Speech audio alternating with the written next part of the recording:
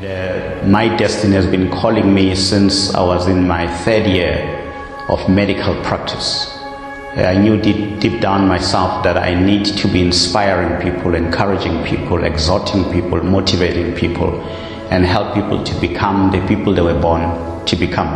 But obviously, because I'd already established a certain level of living through a particular skill, which is medical practice, it was not easy for me to quit.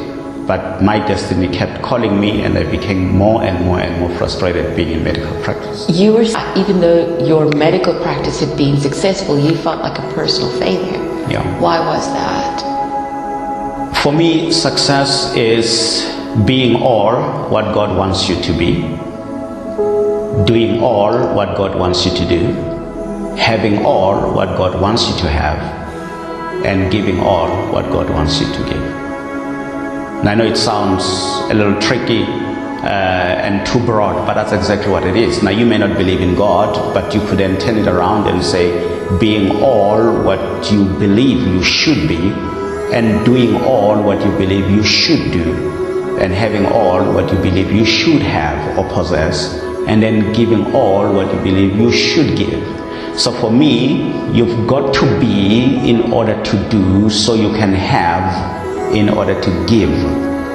For me, success is not complete until you are able to give as much as you want to give. But you can't give what you don't have. But for you to have something, you've got to do something. But for you to be able to do something, you've got to be.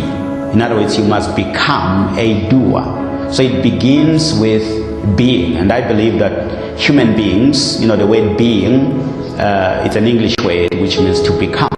And therefore, a human being by design is a human becomer, becoming something all the time, getting better all the time. Because if you don't get better, you become bitter. Behind the scenes, competition is the easy part.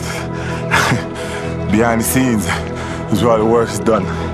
Everything is done to get to that one race that you need. It's about your territory. It's about your shall be. It's about your destiny. It's about the purpose of God on your life. It's about all the people you will influence and touch and heal and bless and deliver. It's about the areas, the kingdoms of this world becoming the kingdoms of our God and of his Christ. It's about you finishing your degree. It's about you going to school. It's about the position that you're not even in yet. You haven't even got to the place that you're going to get yet. That the devil, I'm trying to tell you now, this is going to shock you. The devil's got more faith than you. The mirror reflects. It doesn't define. If your mind and body doesn't get along, then you are your biggest enemy. Someone will tell you you're ugly just to sell you something to make you think you're beautiful. But beauty isn't just a look. Beauty is internal. You internalize it. Beauty is how you carry yourself, your personality, who you are, what you are. You can't go out into the world and ask the world, am I beautiful? You have to tell the world you're beautiful. You can't wait for anybody else's opinions. The mirror reflects. It doesn't define. You define. The icing on the cake doesn't change the inside. It just changes the outer surface. But the outer surface isn't important. The inside is what's most important. Who you are on the inside. What you are on the inside, your talent, your potential, how special you are. He gave it to me. I ain't like it at first, but then he told the media, and then it started catching on. And Dwayne Wade, that's why they call him Flash. And I started to see what he saw, because I started to see, I was like, man, I am fast. Like I was not always fast. Elusively though, yeah. And I started to see what he saw, and then I bought into it. Then I get another nickname. It goes from Dade County to Wade County, and that just blew my mind. 305 Wade County! To be in the middle of that and be a big part of that was crazy, but at the same time, I never let it affect my work. I had to grind more. You start to go into a mode where you want more. You win, you tasted that. What was the first championship like? Like, I was numb. Like, if you can go back and look at the moment where I'm on the stage with the guys and they give me the MVP trophy, Shaq handed to me. I'm just like... Hat cocked and everything. Yeah. I love straight Chi-Town. Straight Chicago. Hat cocked, and I'm just like, how did I get here? You know what I'm saying? Like, That hit you right there, it hit me. I was on stage. Man, I'm in the back. And they like, D, go up to the front and get your MVP trophy. I'm like, what? Like finals MVP trophy? So I'm just in like this daze and like, how did this happen? You know what I'm saying? Like I was just, a couple years ago, I had 3 scholarship offers. And now I'm standing up on this stage and I'm the finals MVP. At this moment, I'm the best player in the world, right? I'm finals MVP. So I'm like, this is crazy. What I am, you know, Bishop has inspired me and it's really helped me understand my walk. You know, I'm nothing no more than you. You know, my job has been exceptional, though. I've been very blessed in that I've lived a life. God has enabled me to pursue my passion and tied it to my gift.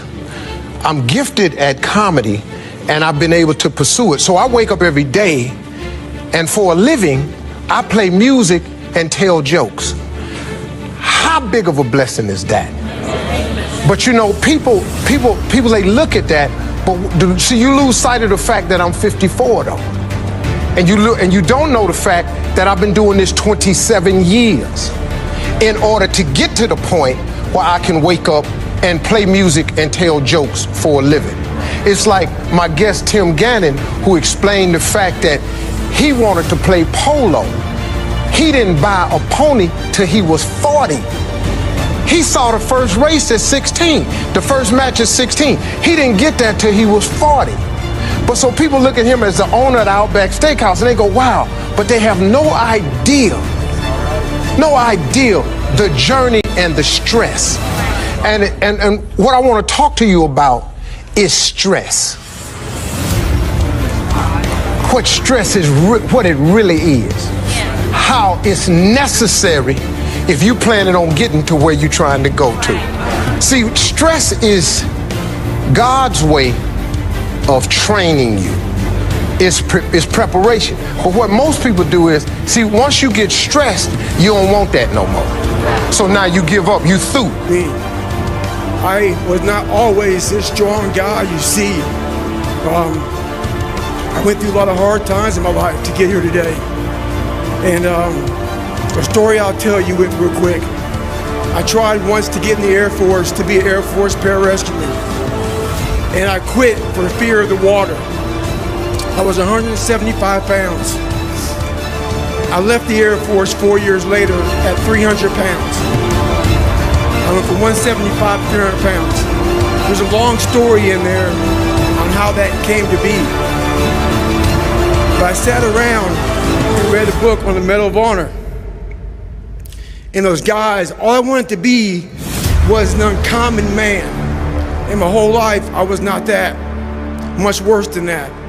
But I read stories about men like you, Doc, who had the courage to jump on grenades and stuff like that. So I came home one day from working at a job called Ecolab where I sprayed for cockroaches. Made $1,000 a month, weighing 300